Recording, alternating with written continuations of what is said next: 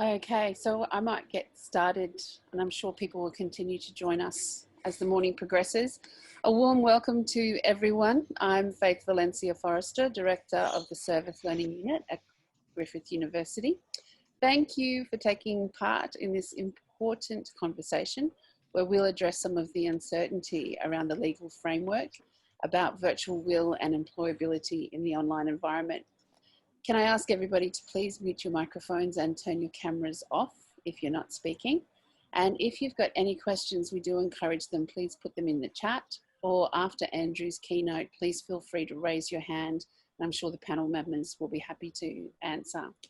So I would like to start by introducing Uncle John Graham, who will welcome everybody here this morning. Bagel, Nayang, Jimbalungs. G'day friends, my name is John Graham. I'm a proud Kumbamerri man, a saltwater man of the Gold Coast region. Our people are part of the wider Yugambeh language group. The Kumbamerri lands stretch from the Goomera, the Coomera River to the north, down to the Tweed River in the south, bordered by the beautiful Pacific Ocean and the foothills of the Great Dividing Range. I'd like to acknowledge my elders past, present and emerging, for, as I say, at all welcomes. It is important to recognise the hard work that our old people did in dark times, and we continue that legacy into today so that we can also pass on that reconciled state onto our young people, because they're the bearers of the flame, the keepers of the knowledge, and keep our culture strong into the future. I'd also like to pay my respects to the spirit of this land and her people, which includes all of you here today. My authority to speak today comes from Waru, my apical ancestor, whose connection through her daughter Jenny Graham passed on through Frank, Jack and Leonard Graham, my father, allows me to speak with authority on Kumbamerri land, and so that we acknowledge this place. Please respect this place as you go about your business and walk within our lands, because that respect is reciprocal. We need you to maintain that reciprocity while you are within Kumbamerri lands and other places on other campuses that people may be studying on. Welcome to this country. It's a special place. Please respect each other, respect the country and her people and the fauna and flora. It's important that you do this, that we maintain this into the future. Anyabu, Anyabu, until we meet again. Thank you. Thank you, Uncle John. COVID-19 has been a catalyst for a structural shift for many in work integrated learning, changing a lot of the experiences and internships into virtual or online formats. So today is an opportunity for us to have a timely conversation about the framework around virtual will and employability. Today we have a suite of experts to help us navigate through this conversation.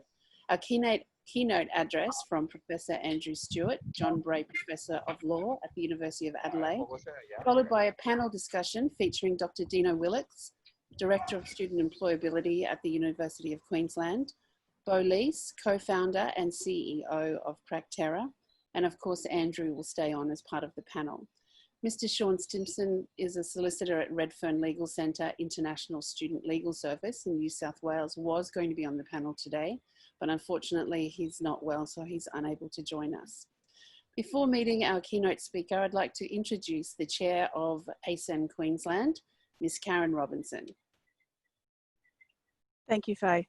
Good morning, everyone. On behalf of the ACEN Queensland chapter, I welcome you all to our Employability and Risk Management in an Online Environment symposium. The Queensland chapter is currently thriving with active members across the state. Within the chapter members, we're all involved within the board nationally to continue the valuable work ACEN undertakes on behalf of its members, as well as researching both locally, nationally, and in some cases internationally across the will space. While COVID-19 has had an impact on all will stakeholders, though this didn't stop the passion nor the drive of all involved to continue to look for innovative and valuable experiences for students, while continuing to support host organisations. These unprecedented times have shown the resilience within everyone to ensure that students continue their programs onto graduation and obtain the skills required of future employees across the entire sector, while also maintaining and developing new collaborations with their host partners. This work is undertaken in and across various departments. It involves those in varying positions and with different responsibilities with their employer organisations. So this is never just one area, one person. It is an entire sector. ACEN has many opportunities for you to become involved and stay abreast of what is happening across WIL within your own state, nationally, and also internationally. So please visit the website to stay informed and to develop relationships with others who are also striving to have WIL remain an essential topic with all levels of the government for our future job market. I was involved yesterday with the Australian Together National Community Recovery Summit, just as an example of how different sectors are looking to proceed and come out of COVID-19. They're not looking back, they're all looking forward. The actual discussion was one that I'm glad I didn't and should not, if you're involved in the community sector, have missed. They are looking forward to how we can strive and never ever again think of silos. So the Queensland chapter welcomes any new members at any time, and we all look forward to remaining a viable part of the ACEN community, pushing forward through the ever-changing environment, not looking back to what once was, rather how to remain resilient and forward-thinking for a better future within WIL. Now to our first speaker.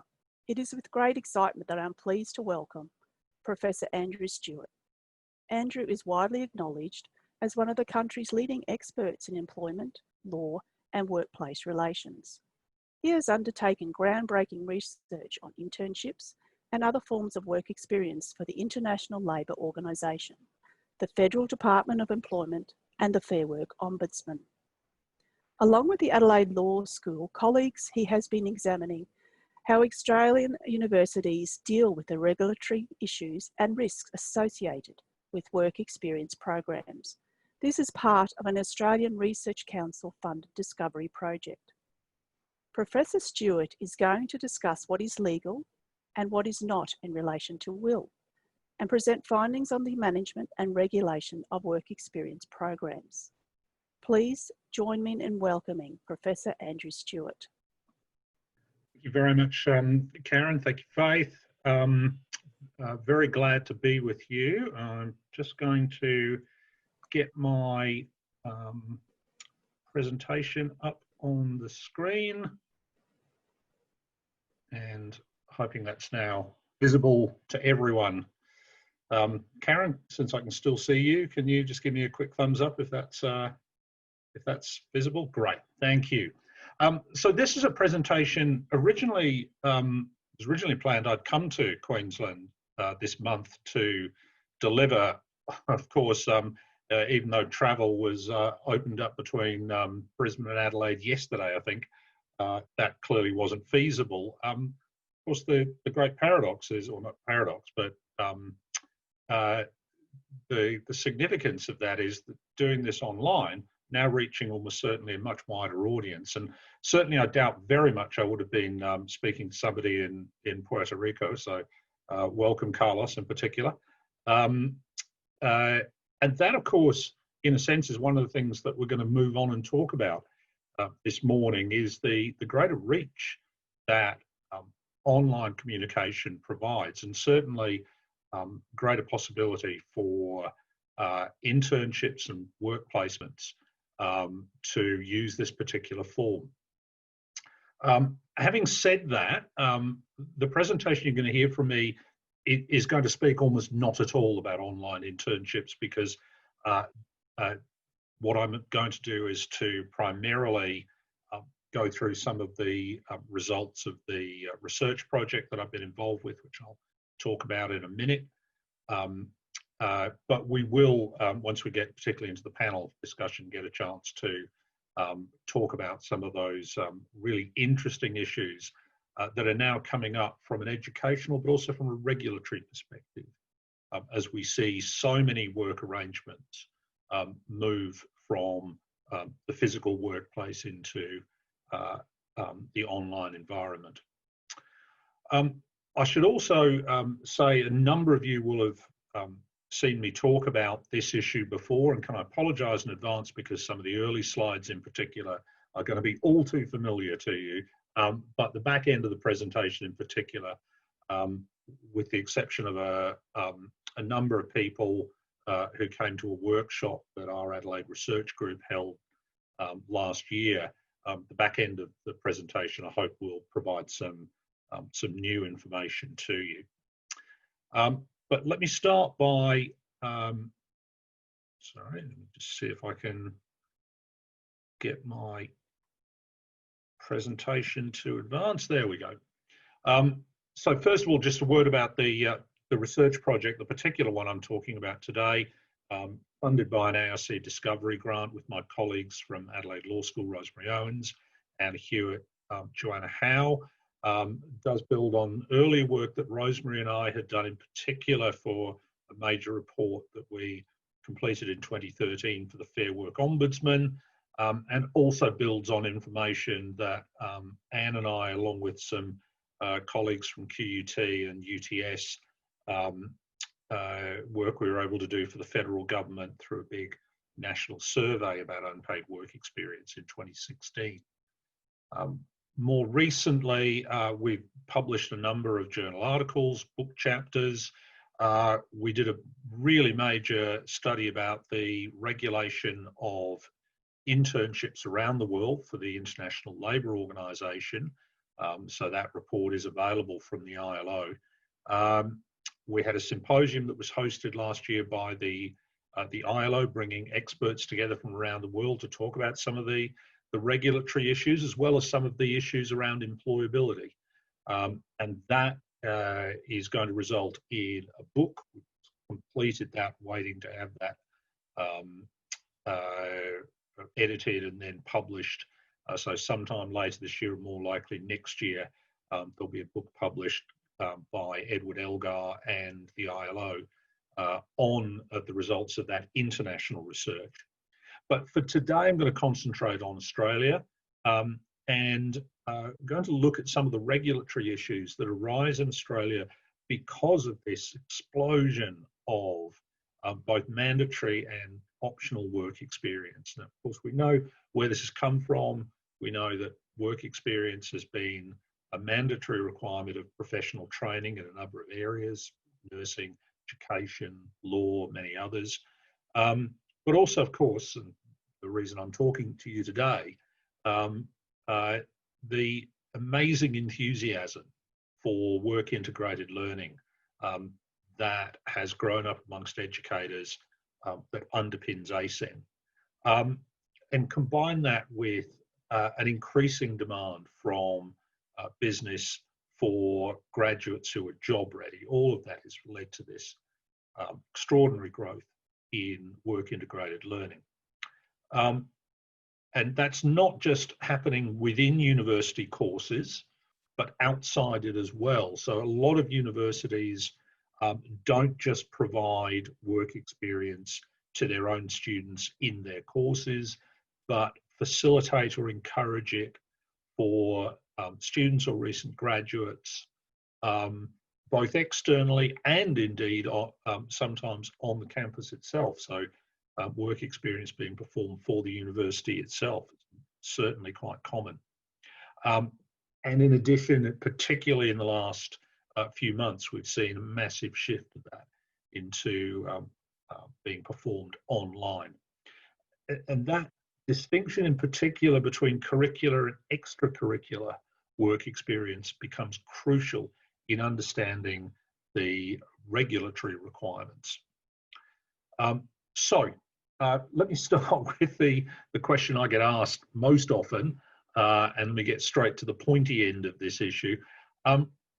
When is work experience unlawful? Of course, there's nothing inherently unlawful at all about doing unpaid work experience, but for a national system employer, and I'll talk in a minute about who that covers, for a national system employer, if they have work undertaken for them under something that can be identified or classified as an employment contract, and if the worker is not paid the applicable minimum wage for that work, and there isn't an unpaid vocational placement, and I'll go through that in a minute, then that work experience is unlawful.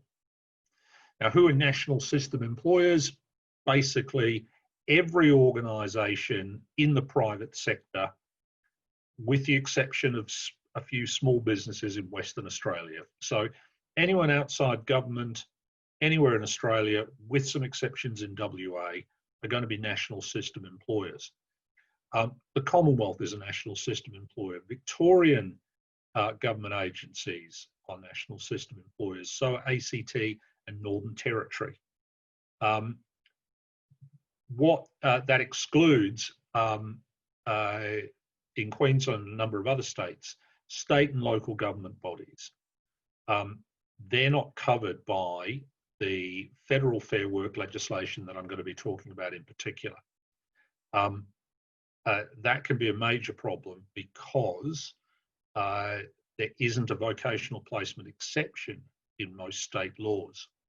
Queensland does have the Education Work Experience Act 1996, and I've spoken to a number of you before about the significance or otherwise of that legislation.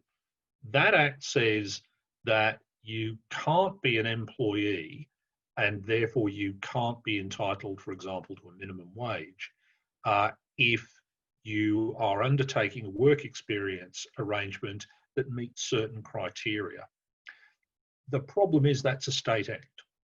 That clearly applies if you have an arrangement for somebody to undertake work experience in a Queensland government agency or in local government in Queensland. If the work experience is undertaken for any other type of organisation, any organisation that's covered by the Federal Fair Work Act, then that Queensland Act cannot override the requirements of the federal legislation. So I know that's a point on which various people have different views, but my view very firmly is that that act only really comes into play for placements or internships organised with Queensland government agencies or local councils. Okay, so let me just, having given you the headline there, let me just drill into that a little bit more. So you are not entitled to a minimum wage when you're doing work unless you're doing so as an employee. That means you need to have an employment contract. Can you have an employment contract if you're doing unpaid work experience? Well, the answer is yes, you can. If there's a mutual commitment, that is, if the student or the person who's undertaking the work experience promises that they will go to work or perform work in return for getting some form of work experience.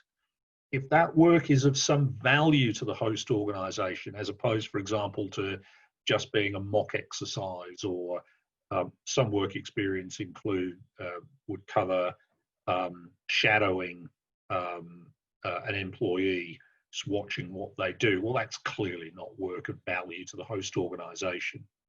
But if there is a commitment involved, if the work is productive and has some value to the host organisation, and if the trainee or the intern, the person undertaking the placement, isn't genuinely volunteering their services, and volunteering generally something that we see when someone wants to help someone else, or is doing things altruistically.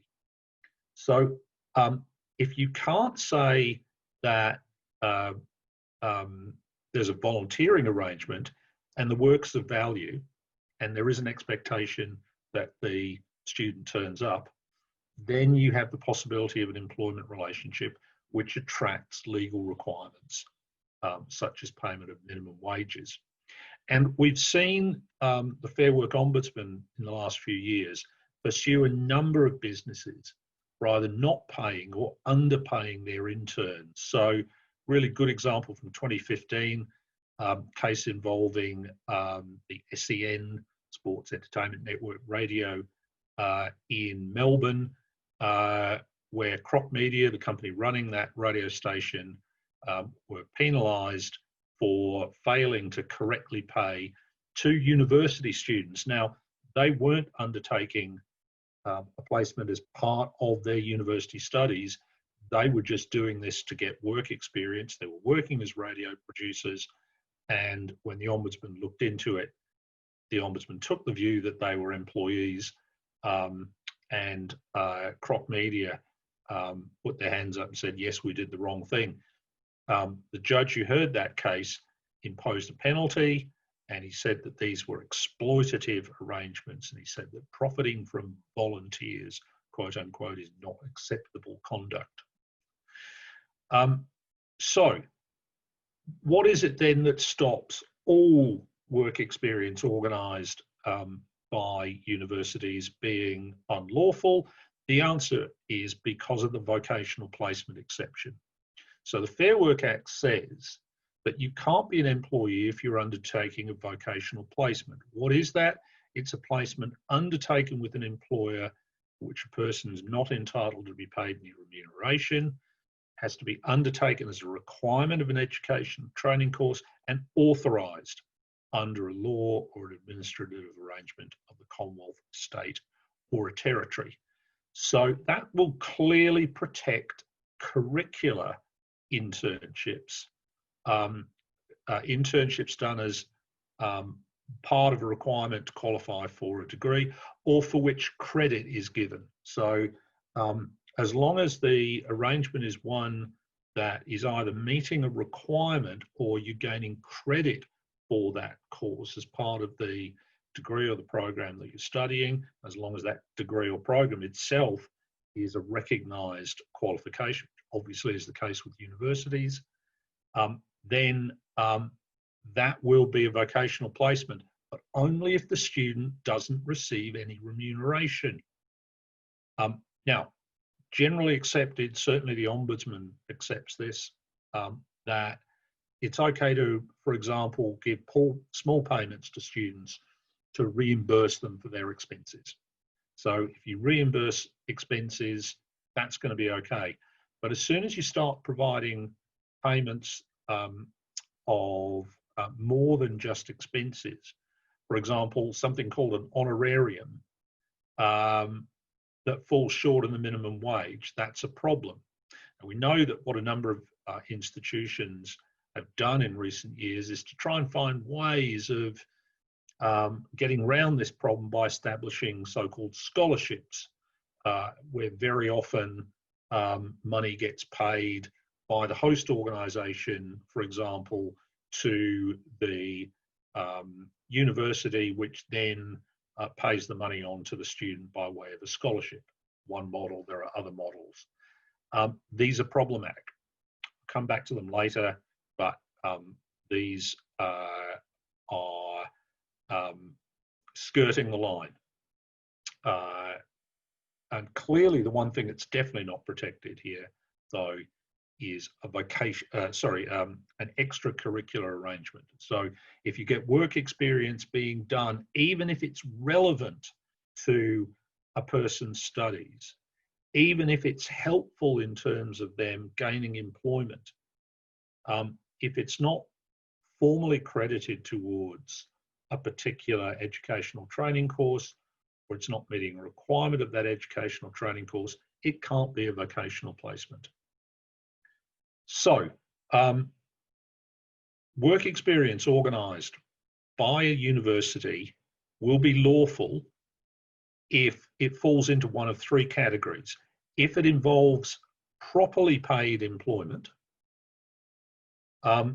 if there's an unpaid placement at a national system employer that meets a course requirement or for which credit is given, or if it involves genuine volunteering, that is, for example, a student genuinely volunteering their services in order to help someone else, and yes, maybe also improve their CV, give themselves some experience. It's a genuine volunteering arrangement. That's also okay. If it doesn't fall into one of those three categories, got a problem, and potentially the experience will be unlawful. So there are the two things to worry about: the extracurricular internship that involves productive work, or the full credit placement for which the student is entitled to remuneration. And potential liability here for university might be that it itself is found to be the employer of the student, particularly where if it on the face of it, what it's doing is acting as a labour hire agency by being paid to provide the student's work to an external organisation. Or the university could be liable if it turns out, and this is the more likely situation, if it turns out that it's knowingly involved in a breach of the law by an external organisation. For example, if a university promotes an internship scheme which involves its students or recent graduates going to work for a host organisation to do clearly productive work for which they're not paid, and the university is fully aware of this and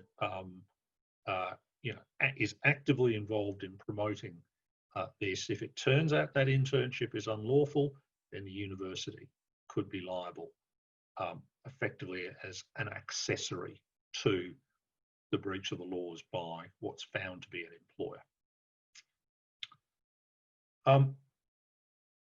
That's my very, very quick rundown of the position under the Fair Work Act. Of course, there are other forms of regulation, health and safety laws, discrimination laws. The other one I want to mention, though, here is just the educational regulations. Is something that we've covered in our research project. Particularly, my colleague Anne Hewitt has written a lot about this already, and we have plans to do some more work on this. But for a start, you've got the requirement in the Higher Education Support Act that universities can only charge for industry placements that involve appropriate educational objectives, supervision, appropriate assessment, etc. You've got the TEXA standards, which impose more detailed requirements as to quality assurance of work experience, and then equivalent requirements in the ESOS National Code of Practice for international students, which also impose requirements to provide information about work experience to international students. With that background out of the way, that's the kind of regulation that our research project's been looking at in particular. Let me tell you a little bit more then about the empirical research that we've been doing. And what we've been trying to find out is how have universities been seeking to discharge their regulatory responsibilities in this area? So what kind of tools have they developed or used? What kinds of government mechanisms have they adopted for developing or implementing policies and procedures for work experience? And what kind of awareness is there and attempt to discharge regulatory requirements under things like the Fair Work Act, TEXA or ESOS, etc. So the empirical research has been conducted in 3 phases. This is now extended over a number of years. Our project, I might say, has gone on for rather longer than we expected for a couple of different reasons. One is a huge number of babies. I think, what are we up to now? 4 children and 3 grandchildren, I think, during the life of our project, between the various members of the team.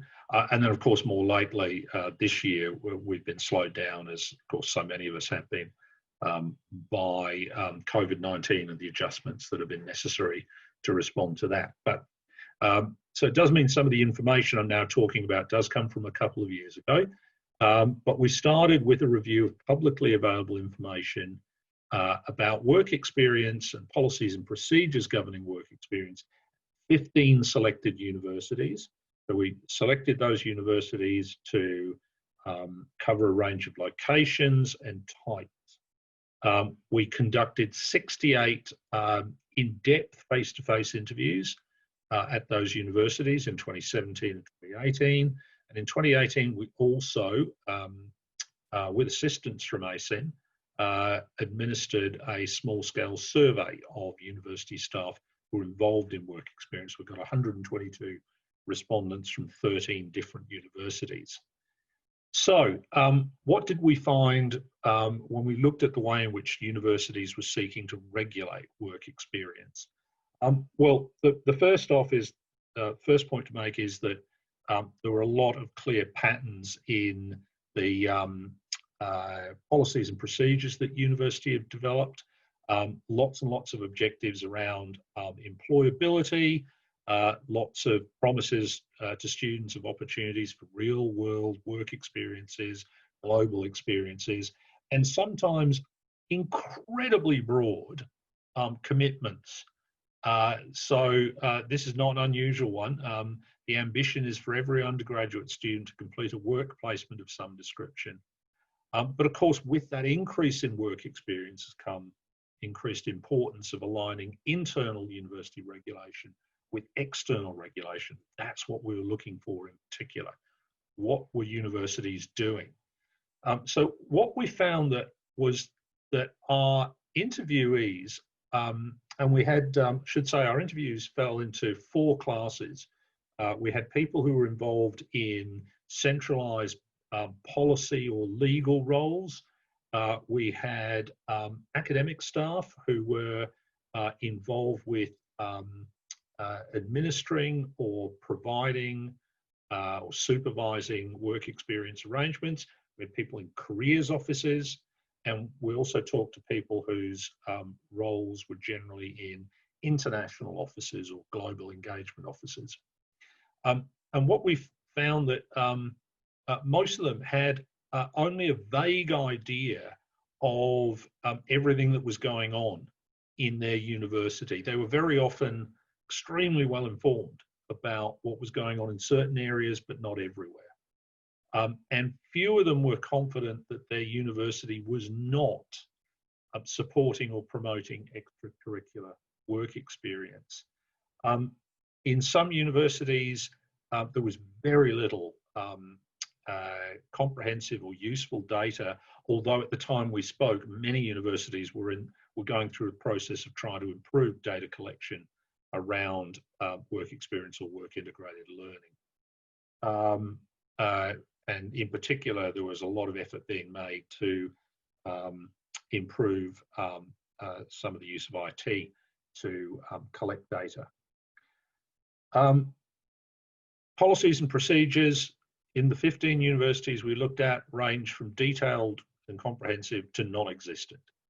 And even in the places which had really detailed policies, there was often, as you might expect, a gap in implementation. So there's a quote about from one institution about the aspirational documents that were around, but the lack of a middle governance layer that says, if you're going to offer a placement, here's how you do it. That's what you've got to look out for, and this is what you don't. So this interviewee talked about the gap between strategy and implementation. That was a theme which came up very commonly.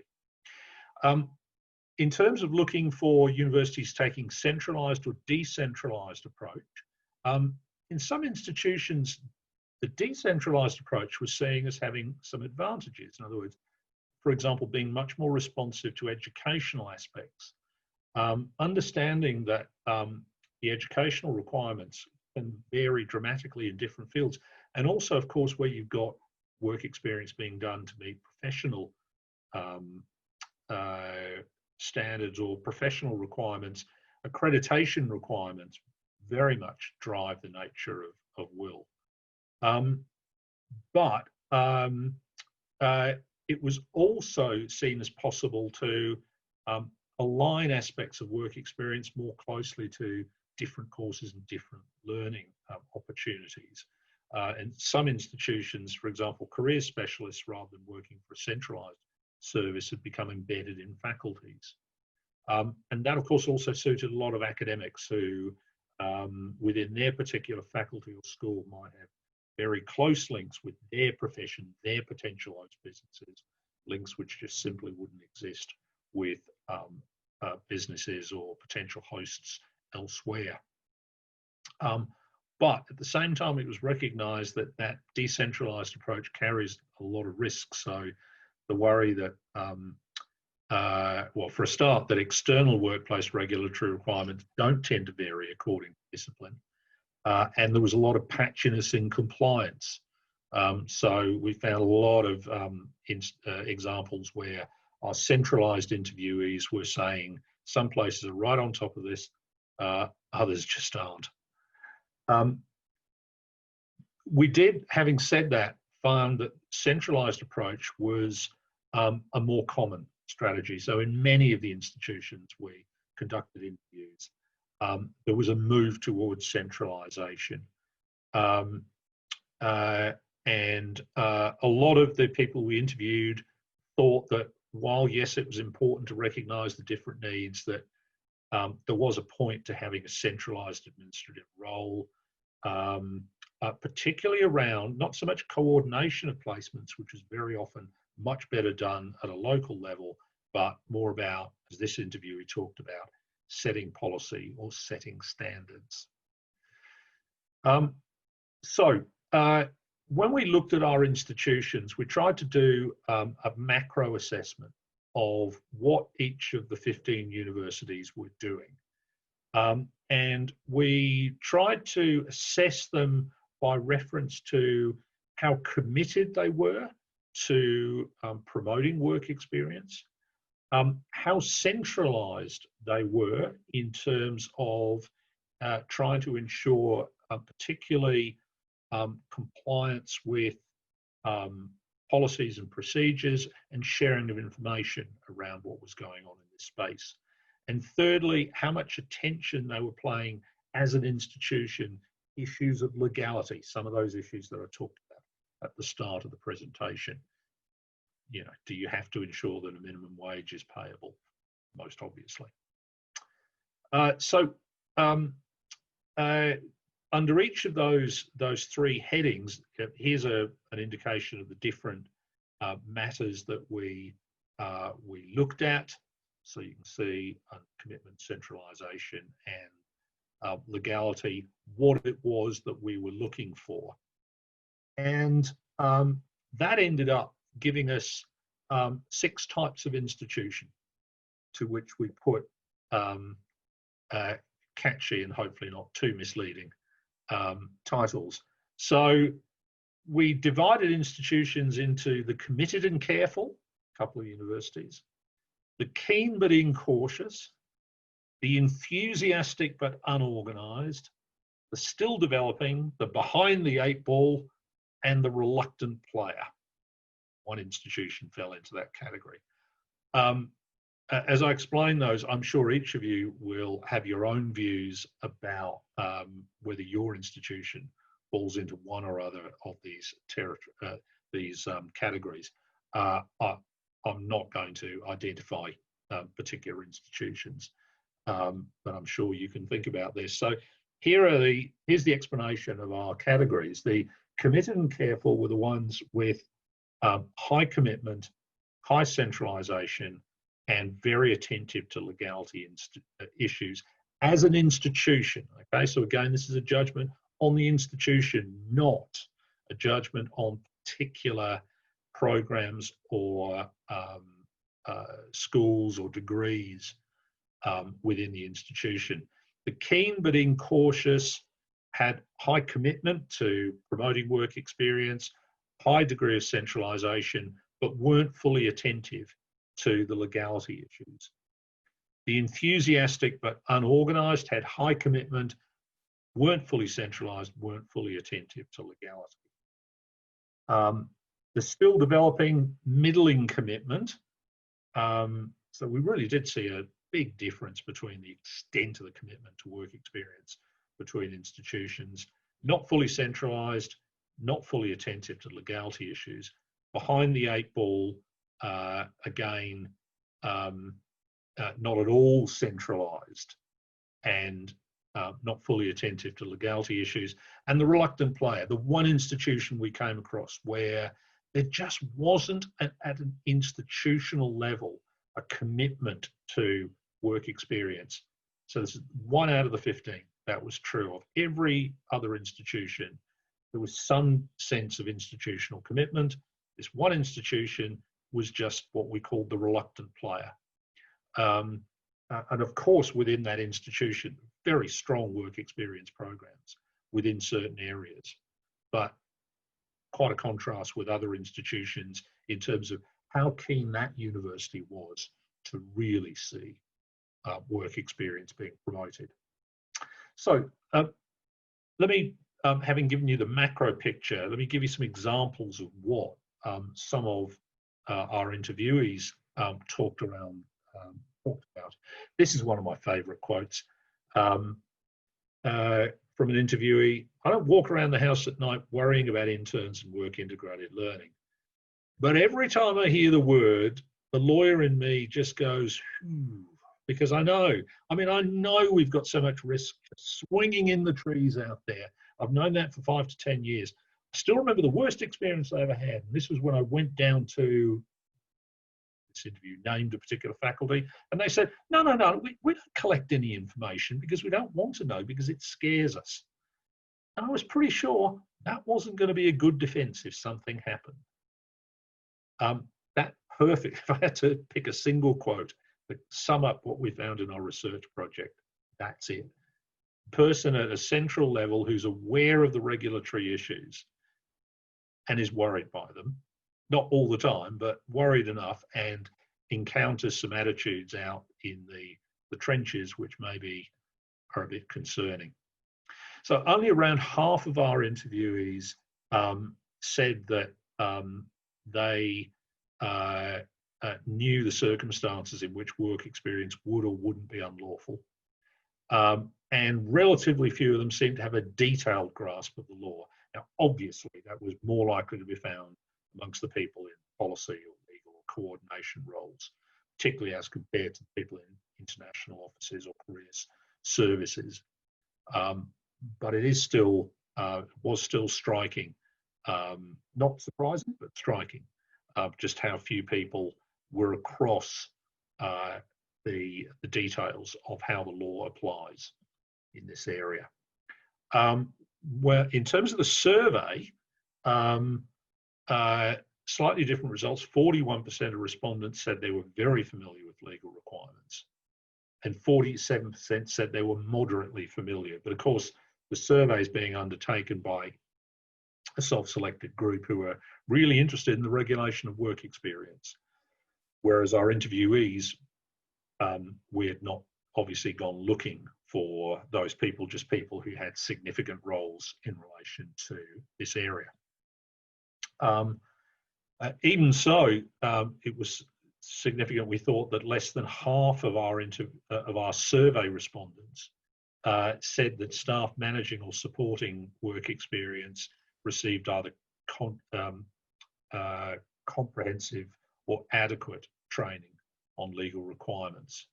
And similarly, in terms of information being provided about legal requirements, only or a bit less than half thought that it wasn't enough, or that there was no information available. So that's not training, that's just basic information. What about students? We asked in the survey, do students undertaking work experience receive adequate information about their rights and protections under the Fair Work Act?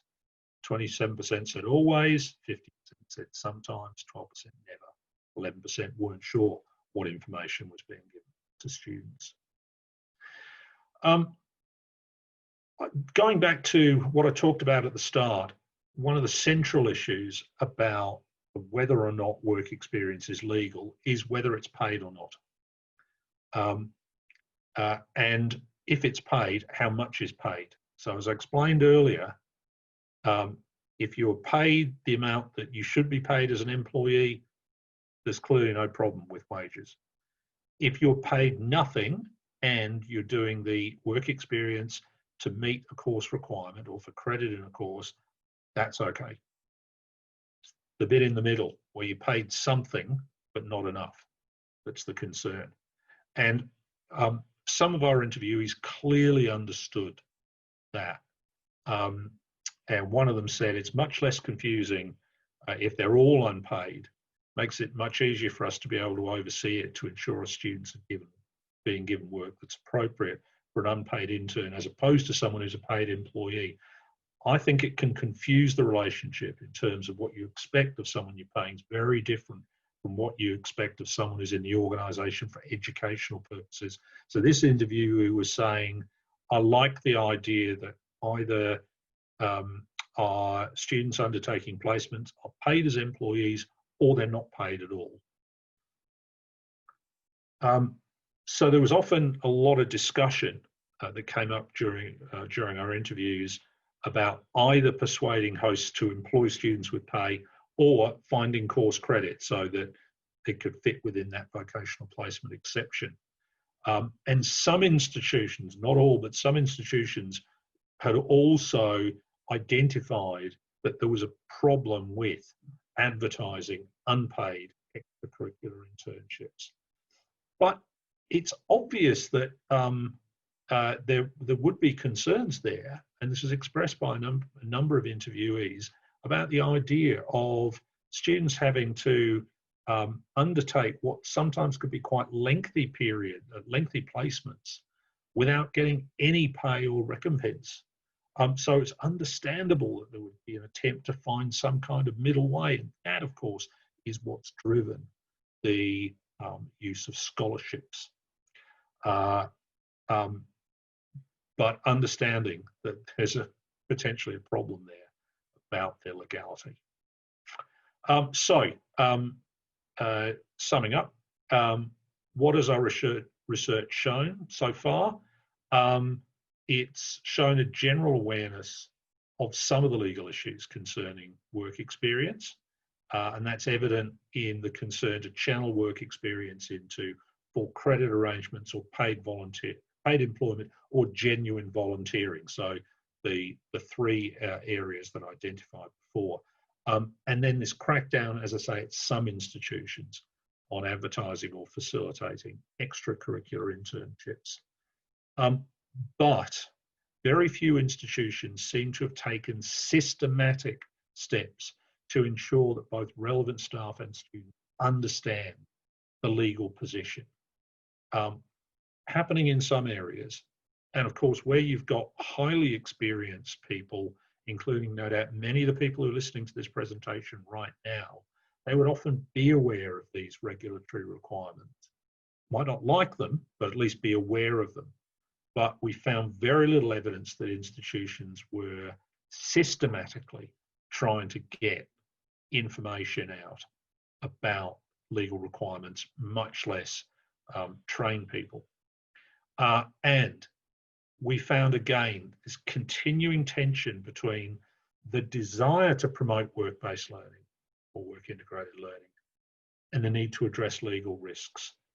What we also saw, this is one of the strongest things that came through, and I must say this is one of my strongest takes from the research we've been doing, is the problems that have been created from both a legality perspective and an educational quality perspective by ridiculous targets. So often when we talk to people, who were involved with work-integrated learning, they were saying that, you know, in our area, we can make this work up to this level. If we have to try and make this available to all students, so we're not now talking about the, you know, completely established programs in nursing or education and so on. Those programs have been running for years and years, all well understood. You've got clear relationships often with external organisations, very often government organisations, to try and make this all work. But particularly say in let's say business schools would be a great example. Law schools, general humanities and social sciences programs. Try to scale up workable and successful work integrated learning programs, working with a relatively small number of students and a manageable number of hosts. Trying to scale that up to work for every student. That was creating an issue not just in terms of maintaining educational quality, but also, of course, what it does is it induces an approach which is much more risky from a regulatory perspective. Much greater likelihood, for example, of trying to farm all this out to external intermediaries, some of whom, of course, are fantastic and well organised and highly attentive to legality issues, and some of whom may not be. So it is a question of finding a balance. Here's a couple of quotes to finish off the presentation. Somebody said that they lived and breathed internships all the time. Like, it's not well enough regulated. I think there are too many cowboys out there. I think universities are interpreting the law in a whole heap of different ways. I think employers are ripping students off left, right, and centre. Students are desperate and they're accepting stuff they shouldn't do, and I think it's a huge mess. And then on the other side, it's a delicate balance. If we lose focus on the need of the student and the educational requirements of the programs, we run the risk of the students being exploited. That becomes the perception, even if it's not the reality. That will destroy some very good education programs that do involve legitimate internships. My takeout is both of those views are absolutely on the money. Thanks very much for listening. Thank you, Andrew. We've got a few questions that have come in while you were speaking. One from Sophia: is there a defined line between will and work experience? Isn't authentic assessment part of a task that is work-related, so not part of work experience?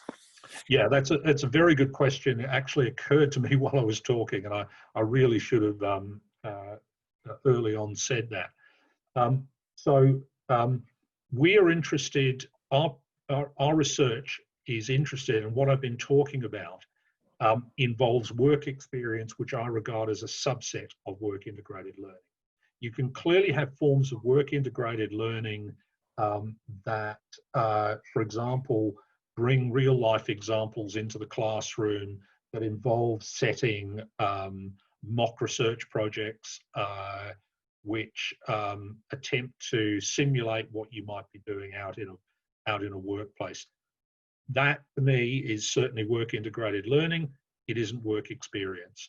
What we're looking at in particular is where a student is performing work for a particular organisation in order to gain experience or develop skills that will help them with their studies and or their employability. Certainly you can come across examples which blur the line between those two. But I think for the most part, when we talk to certainly our interviewees, survey respondents, I don't think anyone was under too much difficulty in understanding that we were talking about that the real work type of arrangements. Thanks, Andrew. And one here from Carolyn Allen: is the legislation different if working for a not-for-profit or a service learning project that isn't paid? The short answer to that is no. It's not different. Of course, if you've got a not-for-profit organisation, there's obviously more chance that you could claim that something is genuine volunteering. But if you've got an organised program, as opposed to someone just devoting their time voluntarily and altruistically, you've got an organised program for a not-for-profit organisation, even if the objectives there are helping people. So, you know, let's say, for example, there are many arrangements, including at my law school, that involve helping to provide legal services through legal clinics to disadvantaged people. If it's an organised work experience program and the students are making commitments to become involved with that, the fact that it's for the fact that it's for a non-profit organisation or for the benefit of somebody who's gaining assistance doesn't affect the application of the regulatory regimes I've been talking about. Faith, you muted. Yeah, I just realised I'm muted. We've got some more questions there, Andrew, but I just wanted to introduce our other panel members before we go any further. First, I'd like to welcome Dr Dino Willex, who is Director of Student Employability at the University of Queensland, also a Principal Fellow of Advanced HE. And Dr Willex is responsible for developing and coordinating the strategic direction, framework and services that assist students to become game-changing graduates. Hello, Dino. Hello. Remember to turn that off. I'd also like to welcome Beau Leese, who is the co-founder and co-CEO of Practera, which is an experiential learned edtech company which supports a range of programs helping students develop real-world skills for the jobs of tomorrow. Hello, Beau. Hello. Oh, yep, you're there. So just to bring Dino and Beau into the conversation, and I guess what a lot of interest is today, Andrew, my question to you is, with so many internships and placements shifting online, what do you see as some of the main legal issues that we may need to be considering? Well, one of the, we're certainly seeing this huge shift, and not just happening in Australia. So I had occasion just a couple of weeks ago to look at what kind of studies are being done around the world about the shift to online internships. And there's some big surveys coming out of the US, for example, showing that, you know, very often 60 to 70% of internships are still going ahead and being done in a virtual way. So from a regulatory point of view, how much does that change things? Well, changes it in two ways. If it's happening in Australia, it doesn't make any difference to the law that applies, but monitoring that. And I would say monitoring it both from a legal and an educational perspective takes on a different character, becomes more challenging. So just being able to track what's going on. A number of people we interviewed, one of the things that they did to try and make sure their programs were operating effectively is doing workplace visits, for example. And of course, you can't do that with online internships. Now, of course, you can still get in touch with people, but it's a lot harder to get a sense of whether or not, for example, work is still going on within defined hours, whether or not appropriate facilities and support are being provided. Those issues, from both an educational and a legal perspective, I think take on a significantly different character. But the other point I'd make is that, and this is more a point for the medium to the longer term, not so much a short-term point of view. I think we're all finding that there have been things happening, there are changes in the way that we're working, and a lot of us, I think, it's a conversation that comes up all the time right now, a lot of us believe that some of the changes that are going on right now are not going to last for as long as the COVID crisis, that there are some really major shifts happening. And it seems to me that we are highly likely to see, even after we get the vaccine, even after a lot of the physical distancing requirements are eased, even if we get back to something that looks more like campus life, that online arrangements are going to play a much greater role than they did before. And one of the obvious things that opens up is more students undertaking these arrangements internationally, not nationally. And as soon as that happens, you get into really important legal issues about whose country's laws apply. How do you make sure that, do you have to worry about the legal requirements, not just in Australia, but in the host country? Now, of course, this is already happening with international internships anyway, but up to now, we've had a very clear and obvious separation. It's been easy for universities to understand this internship is happening here or it's happening there. Different systems, different processes for international internships. Very often, agencies or intermediaries, brokers being used to help manage those. You know, a lot of the interviewees we talked about how they identified trusted intermediaries to do that. But if everything is happening online, that neat dichotomy between the local internship, local placement, and the international placement starts breaking down. And again, I think that will have huge implications. Remind me to talk to you afterwards about a project. You've just made me freak out inside. Dino, can I maybe ask you to perhaps speak on the risk management at the intersection of the physical and physical for will for you in terms of managing work from home arrangements? Like, how has this impacted on mental health and well-being during those periods of isolation, for example? Yeah, I think this is, I agree with everything Andrew said, as always, which is always good. I think one of the things that Andrew said right at the start that I made a note is, he said with this greater reach of communication with being online and greater possibilities for seeing, you know, and speaking to an awful lot of people, but what you get is a different kind of communication, and there's limited chance for those incidental conversations. And the you know, as we know, communication is a very large percentage of that is non-verbal.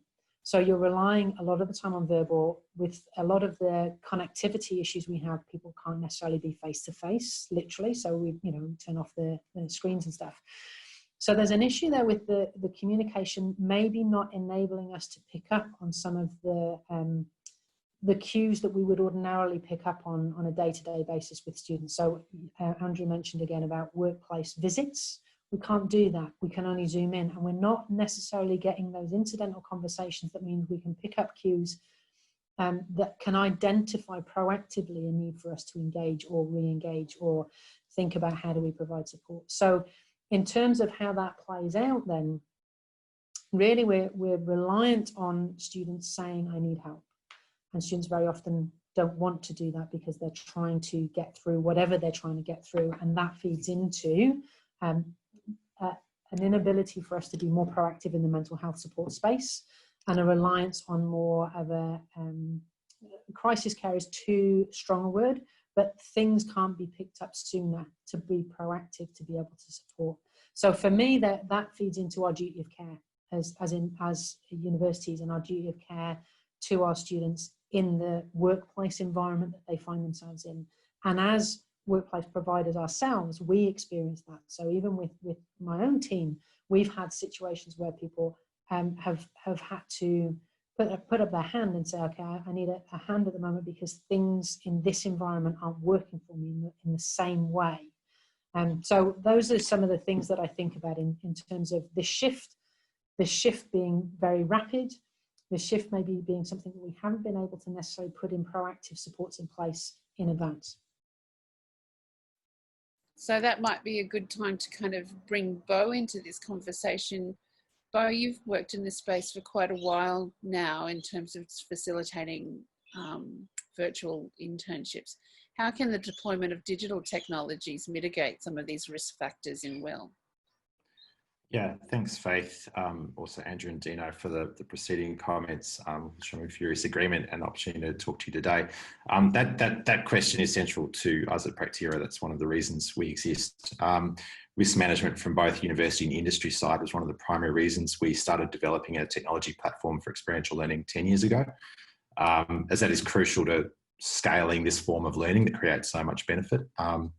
We have a leadership role dedicated to risk, privacy and security, and our R&D programs are aiming to use the power of technology to help overcome risk barriers in the future, to help identify those cues that Dino just talked about in an online environment in an alternate and augmentative way, which is really critical to the in-person traditional way of doing things.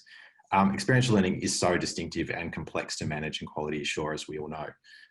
There are so many risks inherent in the interactions between students and industry in a holistic sense, which have traditionally required those high levels of support. And as Andrew spoke about, there's continual pressure, sometimes unrealistic pressure, to do more with less to manage those risks.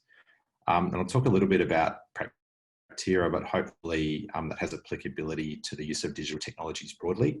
As Karen said, COVID has made online tech an essential service for managing WIL.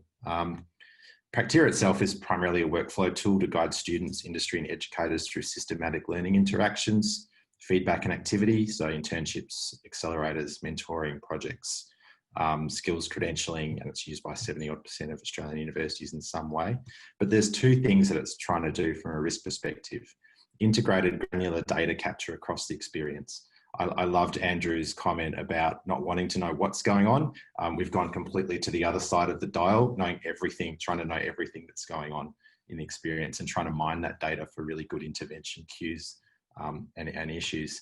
And then the second thing is systematizing the delivery of the learning design and all the aligned policies, procedures, permissions.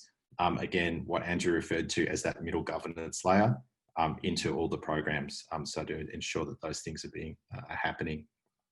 I think just to touch on them briefly in terms of integrated data capture, it's one of the key risk benefits of using a dedicated technology platform for this type of learning. So right across the experience, pre, during and post, it enables easier real-time and retrospective data discovery, analytics, issue detection, even issue prediction, as we're starting to use artificial intelligence for this. So if we have 1,000 students working with 200 industry partners in virtual projects, this means that when one student doesn't sign up to the IHNS policy, one alleges exploitation of their IP, one client fails to provide feedback, one student free rides, one team starts storming in week 10 when it's due week 11, or one student in placement has moved into what we call an exploitative situation, that risk can be better identified and mitigated on the day it manifests, or proven and disproven in retrospect based on the data captured. And that's a really critical part of it. I'm sure none of us have had any of those experiences I just mentioned. And happy to talk about some examples as we move into the conversation. But you know, the second aspect in putting that middle governance in layer to really systematize adherence to the university's policy, the learning program design on fair work tests, e.g. meeting genuine volunteering requirements, clients and students not meeting their obligations and damaging the experience and equity for other students or for industry relationships, personal issues. In any large body of people, there's going to be personal issues that manifest unpredictably at times, data privacy and security management, working from home management, non-disclosure and IP management. Happy to touch on some of those examples as we move forward. My head hurts. Just gone. Essentially what Beau's saying is it's going to be better to be doing this in the virtual world because the use of that granular data capture will mean that we can be more secure than in the physical world. Well, I understand that, but where does that capture the people? Okay, I'm just going to speak myself. I'm finding working from home in the virtual environment was great at first, and I loved being in my house. And now I've got to the stage where I'm like, mate, I do not want to do this anymore because I wake up, get my child to school, and then I sit at this laptop all day back to back, and then I make dinner and then I go to bed. So if our students are kind of capturing that, where's the legal responsibility for their, like I'll send an email to staff saying, get up, go for a walk, drink water, because that's what I'm not doing. So if we've got students working in that environment, and even if they're like having a crazy day like me, where's the responsibility and the legal responsibility for those? And this comes back to that duty of care. So you asked me particularly about mental health, but mental and physical health go hand in hand. And I've been doing the same with my team, saying get up and go out and go for a walk and stuff like that. And my experience of working from home was working in my apartment is a single living space, and it doesn't have any direct light. So I had 11 weeks of working in the dark until I remembered that I have seasonally affective disorder, and that's one of the reasons why I left Glasgow to move to Queensland. So I was like, okay, I need to get out. I need some sunshine. But what I also found, and this is very important, is that thing you say about being at the desk, and I'm sure we are all, and there will be people now doing their emails whilst listening to this.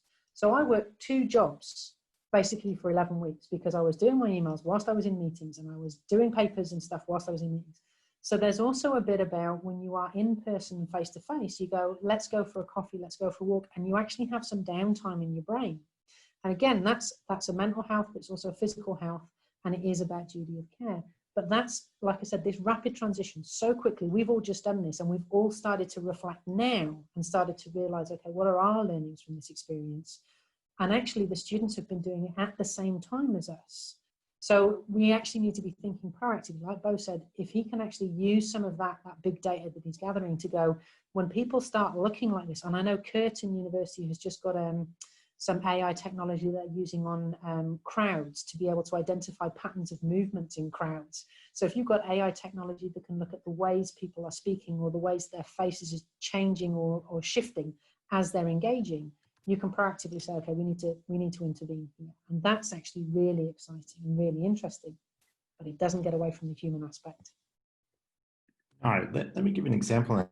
I agree completely, it doesn't. You can use technology to enhance the human aspects and recognise the human aspects, I think.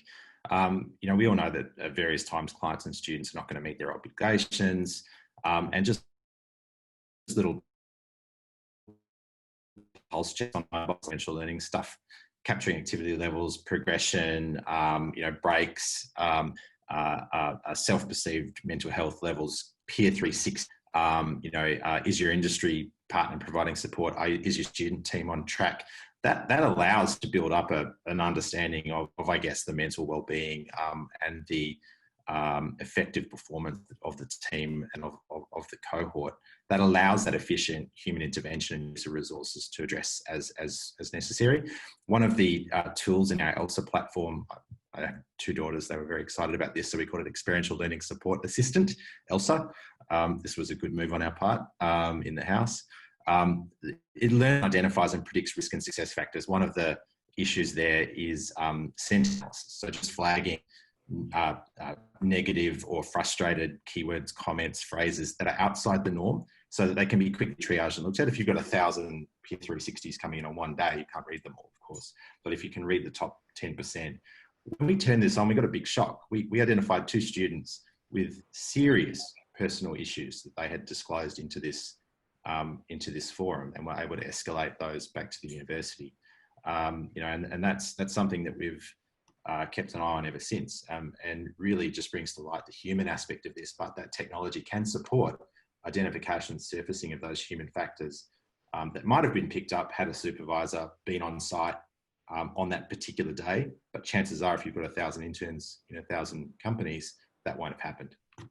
Yeah, okay. I've got some questions. We've got quite a few questions coming in, so I'm just going to start directing to some of those, if that's okay.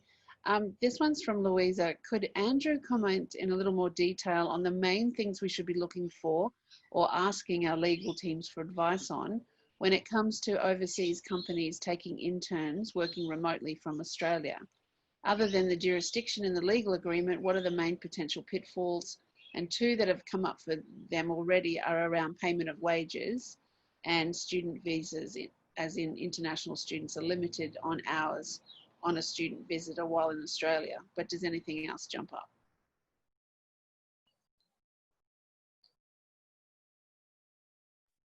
Sorry, just having the usual problems with Zoom, which is every now and again that neat little thing where you hold your spacebar down, you can talk. Every now and again it just decides, nah, not gonna do that. So I'm just going to silence you for a little while. Okay. Can I just perhaps get clarification there? Faith, was Louise asking about international students in Australia or Australian students going overseas? Louisa, perhaps you could jump in here if you're still there. Yes, I'm still here. Hi, Andrew. Oh, sorry. Yes, I am still here, and hi. I was talking about both international and domestic students in Australia taking an internship with a company that's based overseas. Now, in reality, for us, the majority of those students are going to be international students who ordinarily would have gone home, say, over summer to take an internship, but now we're asking them to reconsider that. Right. Okay. So if you've got a student in Australia working, even for someone overseas, local labour laws apply. Okay, so there is no way that the Fair Work Act isn't responsible, but it would, that isn't applicable. One of the obvious things that you could do as part of your due diligence before you're engaging with these kinds of international partners is even just making sure they're aware of what the local requirements are.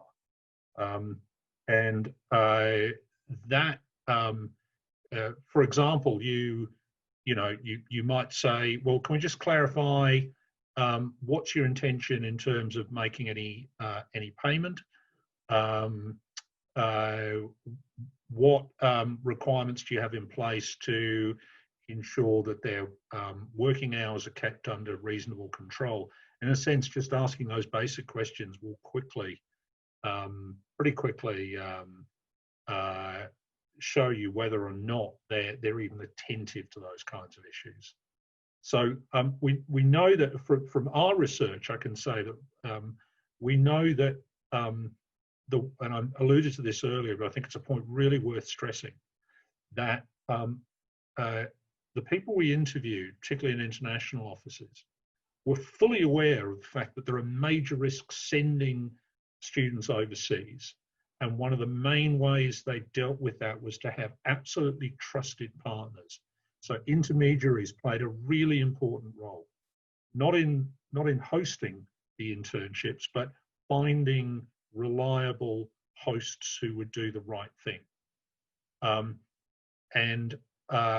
My sense is that if we're going to see more virtual internships being done with international organisations, then either the university has to do that kind of due diligence themselves, or they have to look at engaging a third party who can reliably do that. Clearly, if you're dealing with a major multinational organisation, you could probably have a lot of assurance that they're going to do the right thing. The smaller, though, that organisation, the more you're going to think, can we really be sure they're doing the right thing? Let's see if we can work perhaps with an intermediary who can provide that quality assurance for us. Thanks, Andrew. Sharon's asking, under the ESOS Act, in relation to an industry project where the student does not attend a placement but does complete a project for an industry partner, either virtually or in person, does this come under work experience and count towards their restricted hours of work? So I think that's two different questions there. In terms of would it be work experience for the purpose of the ESOS requirements, in my view, clearly yes. So therefore, all the requirements that you've got under ESOS in terms of information quality assurance will apply. The restricted hours, I think that's a reference to the restricted number of hours that international students can work under their visa requirements. So, 48 hours a fortnight requirement at least while classes are on. That is an incredibly difficult area. I'm perfectly happy to take a punt on answering questions. That's one where I'd say the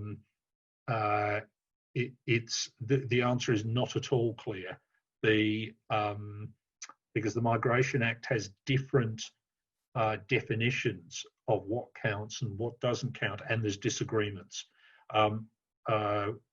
Our team has done some work on that. My colleague Joanna Howe, who's currently on maternity leave, if she were here, I would be instantly turning to her to answer that question.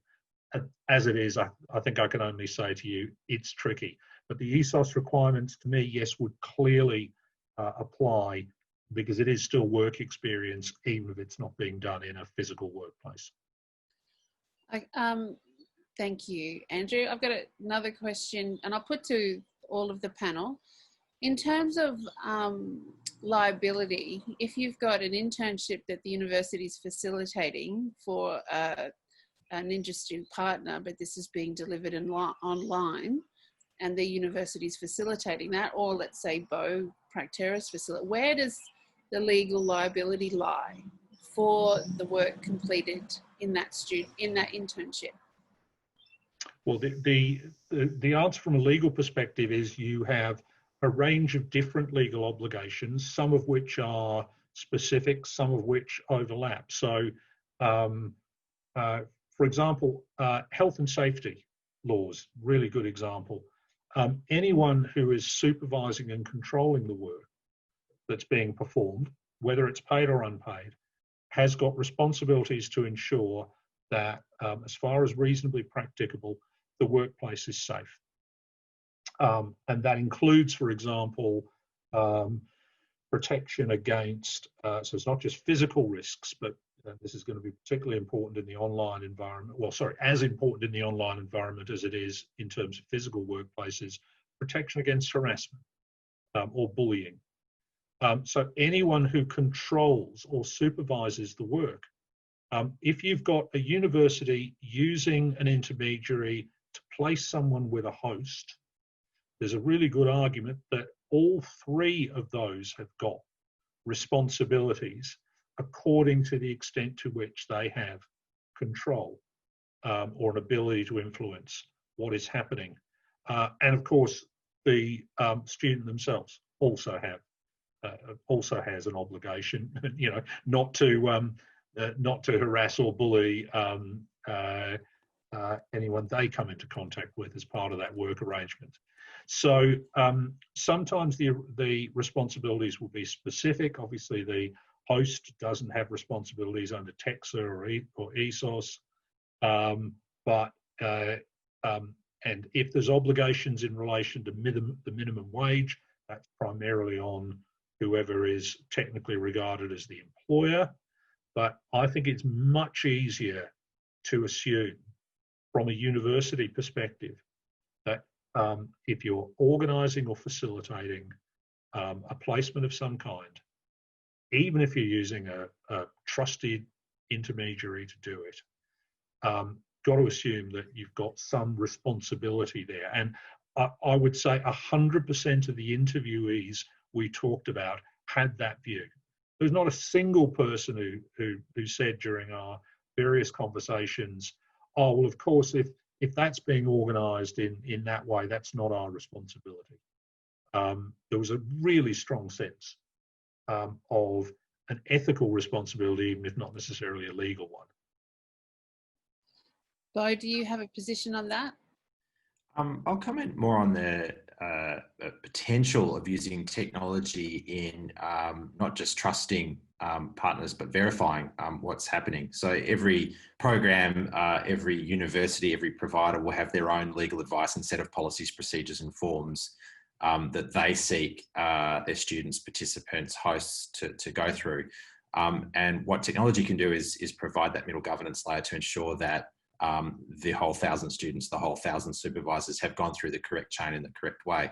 So policies, IH&S, work from home, for instance, so that code of conduct forms, checklist assessments up front to demonstrably advise students and hosts of effective policies, their obligations in the system of work, appropriate monitoring of adherence through quick questioning and a statement of compliance at close.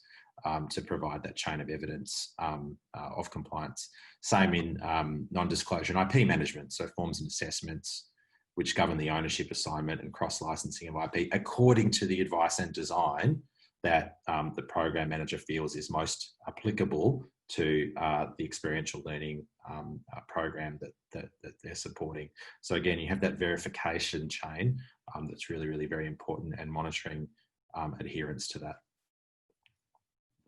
And the bit that I'd add to that, so you've got from Andrew, here's the legal frame. From Beau, here's how the technology can help facilitate that legal framing and clarification.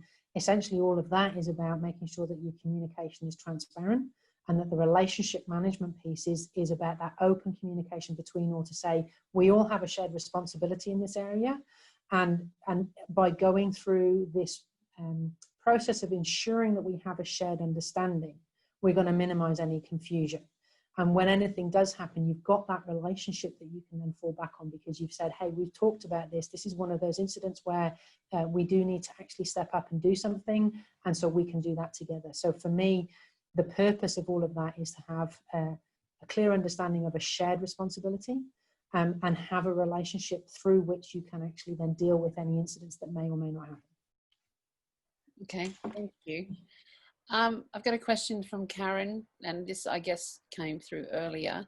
Should new paperwork be completed if a student commences a field placement, always unpaid, covered by the Federal Fair Work Act of 13 weeks, and then are offered a paid position for 6 weeks of this time? Although this sometimes happens within government departments and not always the community sector. I guess that's, Andrew, that's one for you. Yeah, short answer to that is there certainly will need to be new paperwork, although if the paperwork, just whilst Beau's here, paperwork means a systemic approach to and making sure it's done digitally. Absolutely. But that primarily is going to be the responsibility of the direct employer, right? So just at the most obvious level, if you are taking someone on as a paid employee, you have to give them a Fair Work information statement. You're required to give them certain forms for tax purposes. The paperwork or virtual equivalent will undoubtedly need to be completed. And from a university point of view, it is also, I think it would be important to be clear at what point the arrangement has changed. Now, sometimes that will be absolutely easy to see, but we all know from experience that, you know, I've come across this as part of my research, and I think many people listening will have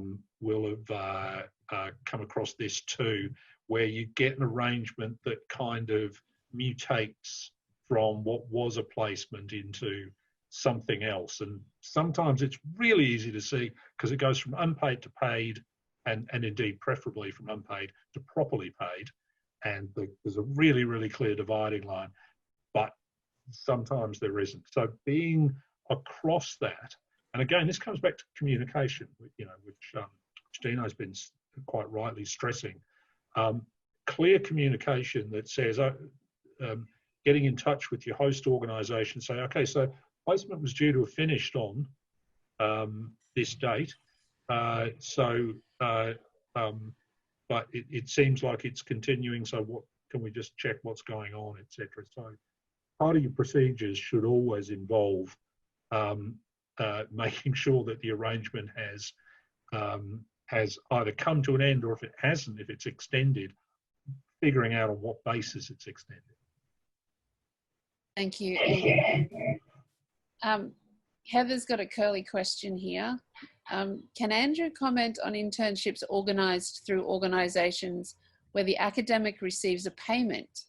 One particular organisation actually has fuzzy endorsements from the Commonwealth Department of Education, SNE, on its website. I wonder how I'd get a payment. All I can think of is conflict of interest because I've just done the training. Just saying. Yeah, you know, speaking as somebody who works for a university whose vice chancellor is currently on leave of unspecified duration, while integrity issues of an unspecified nature are being investigated by our Independent Commission Against Corruption. Yeah, I'm all too aware of the issues that might come up there. That sounds to me extraordinarily concerning. I could imagine, you know, looking into something like that and finding no, there's no problem at all because it's all perfectly innocent and here's how it works. And but it really sounds worrying. If you've got, for a start, academics being paid to do a job, ordinarily that does not entitle them to additional payment from elsewhere, except unless it's part of usually a formally approved process. So I'm a perfect example of this. I have two jobs. I'm employed by the University of Adelaide. I'm also employed by a law firm, Piper Aldermann. It's formally approved, and I do get paid by both organisations, but there's a clear understanding that that's been approved and that it's two separate arrangements. As soon as you get a situation where somebody is being paid for work they're doing as part of their university duties, ordinarily you want to say, well, that should be run past the university and cleared. So I'm not sure if that completely answers the question. To take that on a step further, even if you think about when we're talking about the exceptions within the Fair Work Act to enable people to undertake work experience and work integrated learning and not be paid, surely the ideal scenario would be that people just get paid, properly paid. And then we as education providers assess the learning outcomes from that employment and we give them credit for it. So these exceptions that we're talking about are kind of ways of saying, well, if they're not actually doing real work, but they are doing something that provides a learning outcome, okay. But when we get into these sticky situations with that kind of in between and giving them a grant or a scholarship or something, you go, can you not just pay them as employees? And then we as the educational providers can assess the learning outcomes of that work, because that's a separate issue. The Fair Work Act isn't there as a mechanism to determine learning outcomes. The Fair Work Act is there to determine that whether people are being exploited or not, or fairly paid for their work. It's just another way of thinking about it. So with this fuzzy agreement, why have a fuzzy agreement? Just be clear. You are employed by the university, full stop. You're not getting money from somewhere else. It's just a suggestion. I'd support that, but put equal weight on the other aspect that you mentioned, and Andrew mentioned, Dino, which is for credit. I think often in our experience, institutions sometimes overcomplicate or take too long to place things into units of study. If it's a genuine learning experience, and we all understand that this is, otherwise we wouldn't be on this call, well designed, there's no reason that it can't be embedded in a unit of study. It takes care of the economics, and it takes care of part of the Fair Work test as well. Yeah, I'd agree with that. At the same time, I think that there is a clear problem with the current legal framework, because it's an either or. It's an either or. It's either something's educational, no pay, or something's employment, full pay. Many of the people we spoke to were uncomfortable with that, and I think for good reason. And again, if we're part of the problem, I'll go back to this point about the numbers. The numbers of people now numbers of students who want some form of work experience, who are being encouraged to get that, present real problems in terms of being able to meet that demand. And it's absolutely better from a legal point of view, and I would say from an ethical point of view, if either something is a strictly educational arrangement or it's proper work and you should be paid fully. I think that's the right approach generally, but that's not always feasible, and that's where we do get the pressure for scholarships. Faith, if it's all right, I'd like to pick up, I'm sure I saw this in one of the questions, so I might anticipate. Someone asked, what happens if the scholarship's provided by a third party? So the arrangement that I think is particularly problematic is where the host organisation pays money to the university, who pay money to the student to go and work for the host organisation, right? And that's called a scholarship. But what I would call the substance of that arrangement is labour hire. In other words, but if the third party, the organisation providing the scholarship pays it direct to the student, not the university. Okay, but even then, if they pay it direct to the student, then you're calling it a scholarship, but why isn't it wages? So that's risky. There's also an arrangement which I've come across where I said third party, maybe we should call them the fourth party. Let's say a charity provides a payment to, and this, I mean, I've certainly heard of examples of this. A charity will provide a scholarship that enables a student to go and undertake a valuable work experience arrangement with a host. Host doesn't pay. For credit arrangement, but the student is enabled to do that. And bear in mind that social work is probably the worst example I've come across. Social work degrees often require up to a year's worth of work experience. And frequently for organisations that do not have the money to employ. So students who, particularly from disadvantaged backgrounds, often just simply can't afford to do work experience of that length. So providing a scholarship there to help fund them from somebody who's not directly benefiting from the work seems to me that that arguably is in a different legal category. I think that does look to me like it's a scholarship, as opposed to these arrangements which really are, I don't think, are scholarships at all. As I say, they're either labour hire or they're direct employment. That at least there's a significant risk that that's what a court would conclude. Yeah, I think that's a really, really important point as well. If we're thinking about employability of our students, we have to think about access to opportunities as well. And I think you're right. So in an ideal world, you have black and white, you get money, you don't get money, whatever. But I think we do need to make sure that all of our students get access to opportunities for them to actually be able to develop their employability as much as they possibly can. And that's where I do think that there is an ethical onus on universities to make sure that we're providing funding to enable students to access. And that's where you're going to have to start thinking about what are the criteria for need. Because again, if you can demonstrate that you're meeting need rather than a pseudo payment kind of deal, then you can say, well, this is actually about our moral duty and our ethical duty to support students to achieve the most that they can.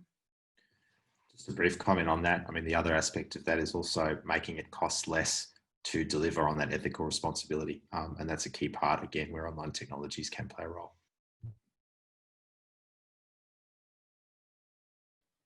thank you. I've got some questions before we have to close up. So Jennifer, I've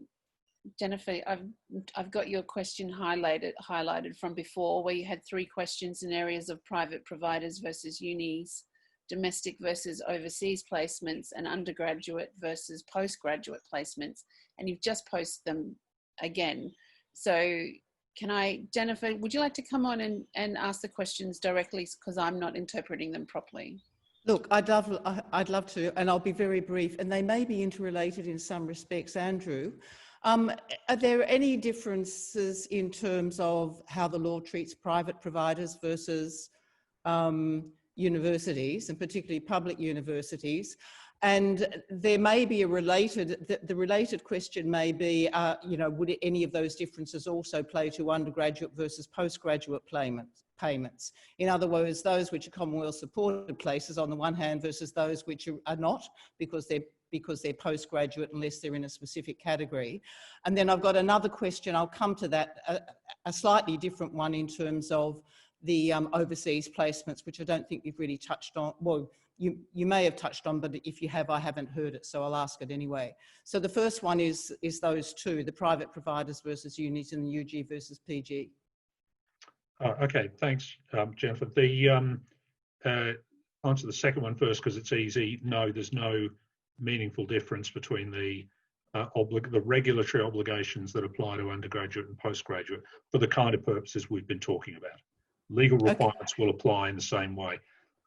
Private providers versus Commonwealth-funded institutions, there's very little difference. Clearly, there's some difference with TEQSA, because under TEQSA, Commonwealth-funded institutions are self-accrediting, so they're expected to fulfil their TEQSA obligations, and they may be audited to make sure they do, whereas for at least some private providers, there can be a different process. But if it's a private provider, the main point would be this. You can't just claim to be providing education and training and then provide something the law recognises as a vocational placement. So the vocational placement exception, which is probably the single most important source of legal protection for everything we're talking about today. So the idea of it's unpaid work done as that's recognised as part of an authorised educational training program. Private providers who are accredited, whether as training organisations or whether as educational organisations, are protected by that. But you can't just say, well, I'm providing a training course. So let's say just a business that's got an internships program and says, well, we're a trainer. This is a training program. No, that does not qualify as a vocational placement. But yeah, no, I was thinking more of degree programs. Absolutely. So if they're providing recognised degree programs, it does not matter that they are not Commonwealth funded. It doesn't matter that they're private. Those programs can still qualify as vocational placements. Okay, so let me then go to the international question. Just in terms of, you talked about trusted partners, I understand that, and we've talked about, you know, the digital technologies and in terms of the granularity of the detail and the tracking, how that can apply. I understand all of that. But in terms of whose laws in relation to fair work, and also whose laws in relation to workplace health and safety? For the most part, if for overseas, I'm talking about for overseas, yeah. Yeah. So if an Australian student is based in Australia and doing work online for an international organisation, local laws will apply. Health and safety laws will apply. Yeah, no, I'm talking about in situ, overseas, and let's say, for example, a number of postgraduate programs with which I've been familiar in the past, like at the master's level, right, have an in situ partner in country, and they do a practical component there. And it might be what they used to call ages back sandwich courses, where they do some in Australia, some in country, and then come back and finish. That sort of arrangement, it's the in situ practical component where that's relevant to their graduate capabilities, you know, whose laws apply in that domain? So generally what it will be the local labour laws. So the laws of the country in which the work is being performed will undoubtedly apply. Do Australian laws apply at all? They may do for certain purposes. Let's say that somebody complains of discrimination in terms of who gets the chance to do these programs and who doesn't. That would be Australian law. Right. But in terms of things like wages, hours of work, those kinds of issues, health and safety laws, that is primarily local laws. But again, you still have to worry about Australian laws to the extent that an Australian organisation, in this case a university, has some influence and control. We get into some very, very murky areas, but the safest assumption is need to comply with local laws. And that's why I'm stressing, not so much why I'm stressing it's a good idea, why so many of the people we interviewed had figured out that it was a good idea to find good intermediaries to manage those issues, because it's far easier for them to do so than it is for Australian universities to figure out whether those local requirements are being met. But Australian universities shouldn't feel that it's a responsibility-free zone, and they don't. That, again, overwhelmingly came through from our interviews. No, we have a responsibility. We don't care if it's a legal, well, we care whether it's a legal responsibility, but we're going to accept that responsibility anyway, just in terms of responsibility for making sure that inappropriate things are not happening, that our students are not being put at risk. It will be, as soon as you're going overseas and doing work overseas, it will be a mixture of local and Australian laws. Yes, and of course in the current online environment, that's where, Beau, there's quite a lot of complexity in terms of how Practera would sort of handle those data when we're talking not necessarily about students, you know, tracking between countries, but we're talking about remote delivery in all aspects. So, and particularly for overseas students as well.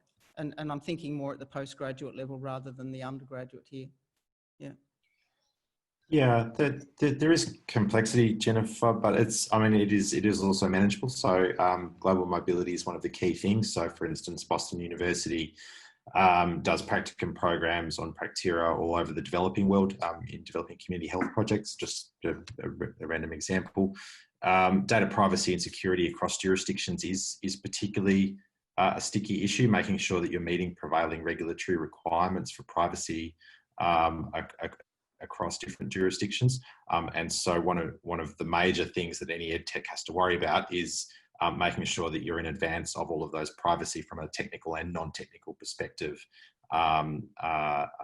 requirements as well. And again, it's one of the advantages of using an integrated digital system rather than a mashup of tools to manage that kind of thing.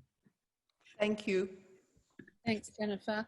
I'm conscious that we're coming to the end of our time, so I thought I just might ask the panel members, just from each of you, some advice for people moving forward in this new landscape of online and virtual internships.